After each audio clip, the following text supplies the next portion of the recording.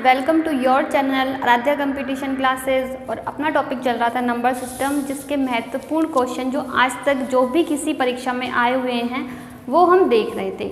लेकिन इससे पहले मैं आपसे बताना चाहूँगी कि नीचे डिस्क्रिप्शन में टेलीग्राम का लिंक दिया हुआ है, आप उससे जुड़ें। और बहुत जल्द मैं क्लास 12th के लिए भी मैथ का पूरा NCERT का पूरा कोर्स करवाऊंगी, तो उसके लिए भी लिंक दिया हुआ है अलग से क्लास 12th का। तो आपके जो भी रिश्तेदार, मिलने वाले, परिवार में जो भी बच्चे हैं क्लास 12th में आए हैं, आप उनसे कहें कि वो इस लिंक से जुड़ें। और मैं यूट्यूब पे भी वो सारे वीडियो अपलोड करूँगी।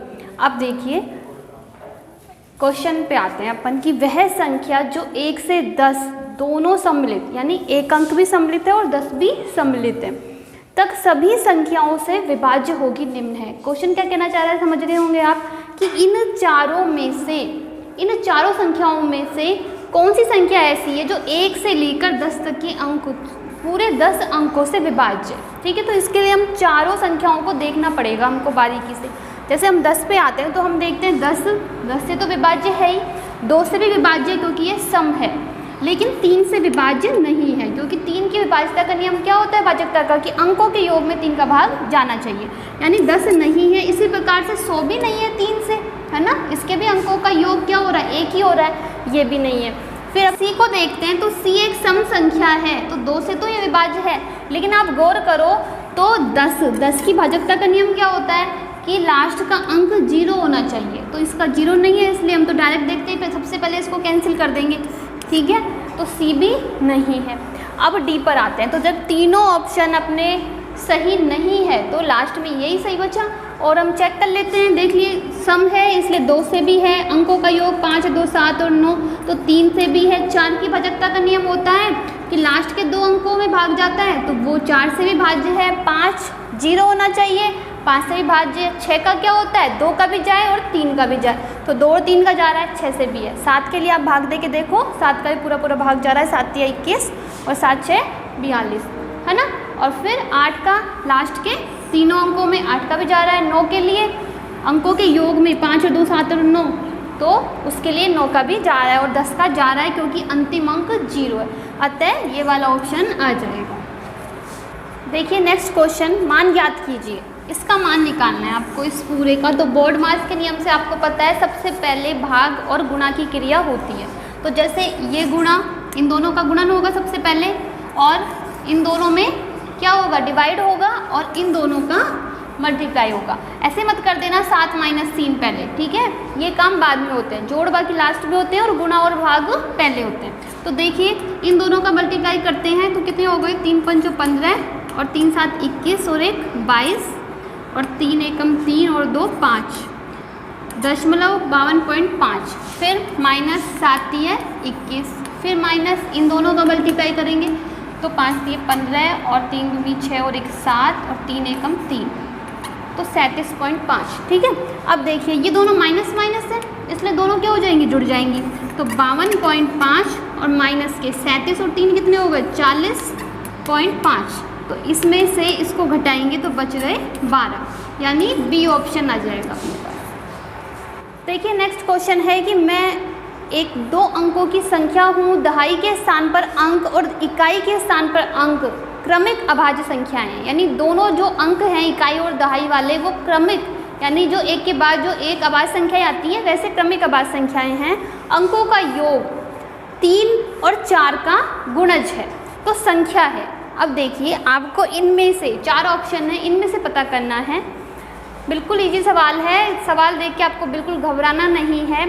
आप ये देख रहे हैं ये भी दोनों अभाज्य संख्याएं, क्रमिक अभाज्य संख्या की बात कर रहे हैं ना, तो 5 के जस्ट बाद कौन सी अभाज्य संख्या आती है, 7 आती है। 2 के बाद 3 आती है, ये भी ठीक है।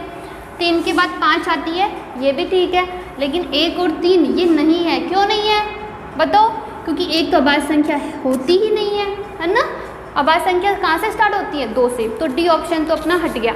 अब देखिए इसने कहा है 3 और 4 का गुणज है, 3 का भी उसका योग, अंकों का योग, दोनों जो अंक है इकाई और दहाई उनका योग 3 और 4 का गुणज, यानी दोनों का गुणज मतलब जैसे अपन गुणा करें दोनों का 3 × 4 तो 12, इस प्रकार से होना चाहिए, है ना। तो देखिए 5 और 7 का यदि हम योग करते हैं तो 12 आते हैं, ठीक है। और ये भी क्या है, 3 और 4 का गुणज है, यानी 3 का गुणज भी है और 4 का भी गुणज है। 2 और 3 नहीं है, क्योंकि 3 और 2 का योग तो 5 आता है, जो कि न तो 3 का ही गुणज है और न 4 का गुणज है।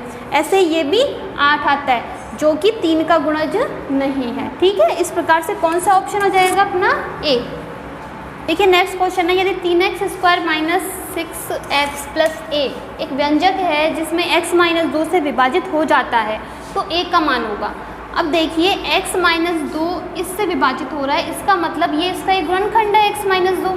ठीक है, अगर ये इसका एक गुणनखंड है तो x का मान 2 रखने पर x - 2 बराबर 0 रखेंगे, क्योंकि ये इसका एक गुणनखंड है। तो x का मान क्या मिला हमको 2, तो x का मान 2 हम इस व्यंजक में रख के देखेंगे। ठीक है, तो देखिए 3 2 का होल स्क्वायर माइनस के 6 इंटू 2 प्लस a बराबर 0। ठीक है, इसका व्यंजक का मान क्या हो जाएगा 0, क्योंकि अगर ये इसका मान है तो ये इसको संतुष्ट करेगा। ठीक है, इस समीकरण को संतुष्ट करेगा। तो देखिए 3 2 का स्क्वायर होता है 4 माइनस 6 दूनी 12 प्लस a बराबर 0। अब 4 3 12 माइनस 12 प्लस a बराबर 0। तो 12 से 12 कैंसिल हो गए, तो a का मान क्या मिल गया हमको 0। ठीक है, इसलिए इसमें क्या हो जाएगा सी ऑप्शन आ जाएगा।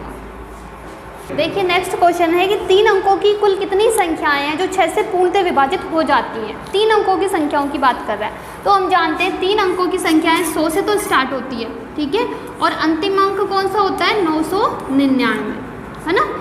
अब इसके बीच में 6 से विभाजित संख्याओं का हमें पता लगाना है। तो देखिए जैसे कि आपसे कोई ये कहे कि बताओ 61 तक 6 से विभाजित संख्याएं कितनी है ना, 61 तक, यानी 1 से 61 के बीच में। तो आप क्या करोगे, उसमें 6 का भाग दे दोगे तो कितनी आएंगी 10।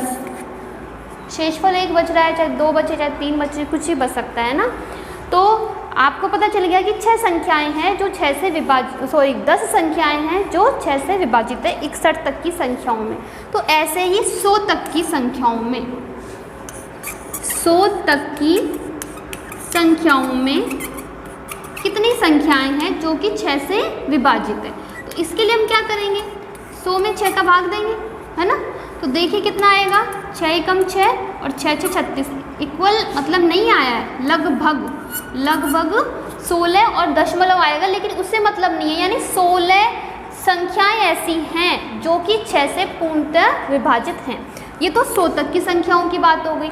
ऐसे ही हम बात करते हैं 1 से लेकर और 999 तक की संख्याएं, 1 से और 999 तक की संख्याएं जो कि 6 से पूर्णतः विभाजित हैं। तो इसके लिए 999 में 6 का भाग दे देते हैं, तो 6 एकम 6 और 6 6 36 और 6 6 36 और बचेगा शेषफल। लेकिन 166 संख्याएं ऐसी हैं जो कि 6 से पूर्णतः विभाजित है, यानी 1 से 999 में तो 166 संख्याएं हैं और 100 तक की संख्याओं में 16 हैं, लेकिन हमको पता लगाना है 100 से 999 के बीच में, इसलिए क्या करेंगे 166 में से 16 माइनस कर देंगे। तो 166 माइनस 16 तो कितने बच गए 150। तो सी ऑप्शन आ जाए। देखिए नेक्स्ट क्वेश्चन में आपसे कह रहा है कि एक कक्षा में 20 छात्र तो भौतिक विज्ञान पढ़ते हैं, 17 गणित और 12 भौतिक विज्ञान तथा गणित दोनों ही पढ़ते हैं, 10 छात्र अन्य विषय पढ़ते हैं। कक्षा में कुल कितने छात्र हैं। तो देखिए हम इसको इस प्रकार से कर सकते हैं कि एक कक्षा में कुल छात्र संख्या हमको निकालनी है। तो इसने कहा 20 छात्र भौतिक विज्ञान पढ़ते हैं, ये भौतिक विज्ञान के स्टूडेंट हैं और ये गणित के हैं, और कुछ जो स्टूडेंट हैं बीच वाले ये गणित भी पढ़ रहे हैं और भौतिक विज्ञान भी पढ़ रहे हैं। तो ऐसे स्टूडेंट कितने हैं 12 भौतिक विज्ञान तथा गणित दोनों पढ़ते हैं, यानी ये 12 स्टूडेंट हैं। भौतिक विज्ञान पढ़ने वाले हैं 20 और गणित पढ़ने वाले हैं 17। ठीक है, तो अब हम कुछ छात्र ऐसे हैं ना, इन 20 में कुछ छात्र ऐसे हैं जो कि गणित भी पढ़ रहे हैं। तो अब इनको थोड़ा अपन अलग अलग करते हैं कि 20 में से 12 गए, तो यानी ये जो 12 आ रहे हैं ऐसे हैं जो दोनों विषय पढ़ रहे हैं। तो सिर्फ और सिर्फ भौतिक विज्ञान पढ़ने वाले कितने बच गए, 20 में से 12 गए तो 8, यानी 8 स्टूडेंट ऐसे हैं जो सिर्फ भौतिक विज्ञान पढ़ रहे हैं। ठीक है, ऐसे ही गणित पढ़ने वाले 17 हैं, लेकिन उनमें से 12 ऐसे हैं जो दोनों पढ़ रहे हैं। लेकिन सिर्फ गणित कितने स्टूडेंट पढ़ रहे हैं, 17 में से 12 गए तो कितने बचेंगे 5, तो 5 स्टूडेंट ऐसे हैं जो कि सिर्फ गणित पढ़ रहे हैं, ठीक है। तो अब हम इसका टोटल लगा सकते हैं कि भाई 8 तो सिर्फ भौतिक विज्ञान पढ़ रहे हैं, 12 दोनों विषय पढ़ रहे हैं और 5 स्टूडेंट ऐसे हैं जो कि सिर्फ गणित पढ़ रहे हैं। तो इनका टोटल किया तो 25 हो गए। इसके बाद इसमें कहा है कि 10 छात्र अन्य विषय और पढ़ते हैं, इन 25 के अलावा 10 और हैं, तो 25 और 10 कितने हो गए 35, यानी इस कक्षा में टोटल स्टूडेंट कितने हैं 35, बी आ जाएगा। हाँ, तो नेक्स्ट क्वेश्चन है संख्या 1 से 40 तक की विषम संख्याओं का योग क्या होगा। तो मैंने इसके लिए फॉर्मूला लिखवाया था जब लास्ट वीडियो में आपको समझाए थे सारे फॉर्मूले कि विषम संख्याओं का योग निकालने का, कि जितनी भी संख्याएं हैं उनका होल स्क्वायर n स्क्वायर, ये फॉर्मूला था। तो अब इसमें 40 का होल स्क्वायर मत कर देना, क्योंकि 1 से 40 तक की संख्याओं में सारी विषम संख्याएं थोड़ी हैं, एक छोड़कर एक विषम संख्या आएंगी। तो मतलब 40/2 20 संख्याएं हैं, 40 तक की संख्याओं में 20 विषम संख्याएं आएंगी। अतः 20 का होल स्क्वायर करेंगे अपन तो कितना आ जाएगा 400, तो ऑप्शन आ जाएगा डी। देखिए नेक्स्ट क्वेश्चन क्या पूछ रहा है आपसे कि 2, 3, 4, 6, 7, 8 ये जो अंक हैं इनको निम्नलिखित रिक्त स्थानों में व्यवस्थित किया गया है। ये रिक्त स्थान है, देखिए इस प्रकार से 3 अंक यहाँ पर और 3 अंक यहाँ पर और इनका योग किया गया है, ठीक है। तो क्या पूछ रहा है, योग करने पर अधिकतम संभव संख्या है कि इन अंकों को किस प्रकार से व्यवस्थित किया जाए कि अधिकतम संख्या है, यानी बड़ी से बड़ी संख्या है। तो बड़ी से बड़ी संख्या योग करने पर आने के लिए ये संख्याएं भी तो बड़ी से बड़ी होनी चाहिए, क्योंकि छोटी संख्याओं का योग करेंगे तो छोटी संख्या आएगी, बड़ी संख्या का योग करेंगे तो बड़ी आएगी। तो हमको योग पे ध्यान नहीं देना है, इन अंकों को इस प्रकार से जमाना है कि ये दोनों संख्याएं बड़ी से बड़ी बने।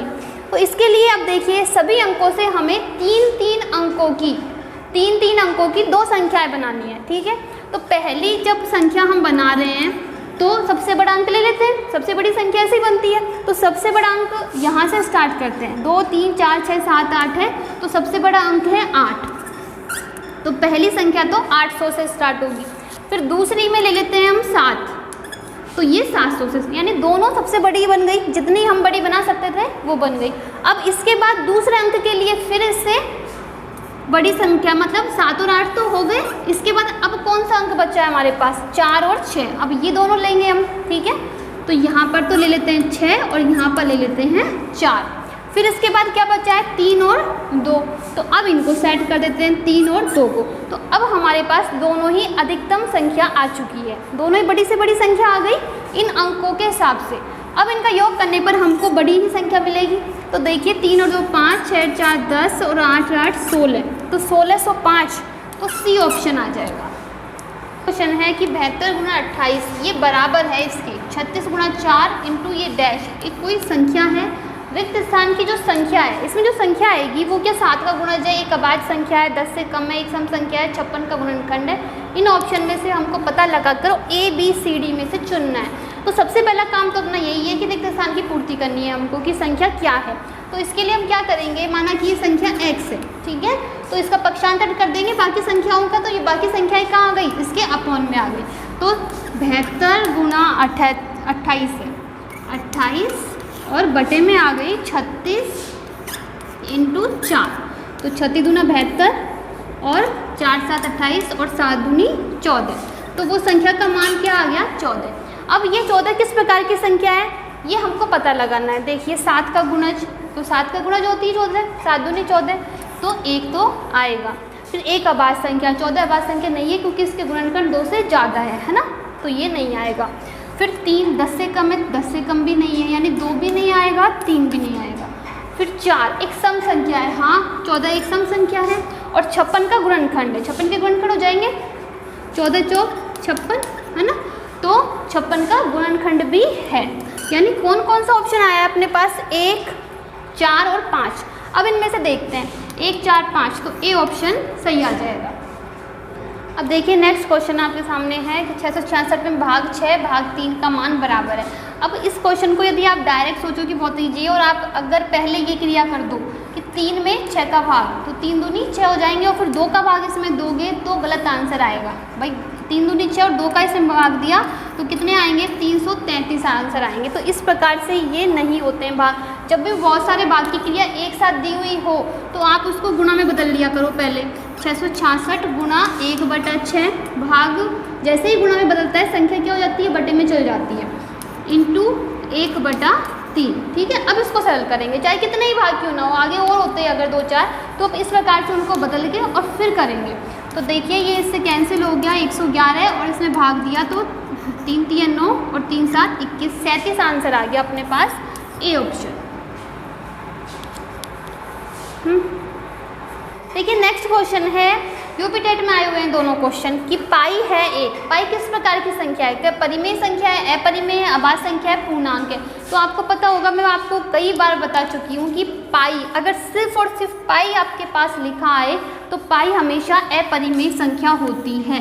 ठीक है, और अगर पाई की जगह 22/7, 22/7, क्योंकि पाई का मान ही होता है, सिर्फ 22/7 लिखा आ जाए तो क्या मानेंगे हम, परिमेय, है ना। और 22/7 नहीं होकर 3.1415 इस प्रकार से लिखा है तो अपरिमेय होता है। और सिर्फ कई बार एग्जाम में इस प्रकार से भी आया है कि सिर्फ 3.141 इतना ही छोड़ दिया। ठीक है, तो आप क्या सोचते हो कि ये पाई का मान है, जबकि ये पाई का मान न होकर आपसे ये पूछा जा रहा है कि ये परिमेय संख्या है या अपरिमेय संख्या है। तो ये संख्या किस प्रकार की संख्या है, परिमेय संख्या, है ना। तो इसमें तो बी ऑप्शन आ जाएगा। फिर सेकंड क्वेश्चन है, सबसे छोटी अभाज्य संख्या है। तो हमको पता है सबसे छोटी अभाज्य संख्या कौन सी होती है, 2 होती है ना। तो संख्या पद्धति के क्वेश्चन आज अपने कंप्लीट नहीं हुए हैं, अभी इसके बहुत से क्वेश्चन बचे हुए हैं। तो अगर आपको मेरा वीडियो पसंद आया है तो प्लीज़ इसे लाइक करें, कमेंट करें, शेयर करें। धन्यवाद।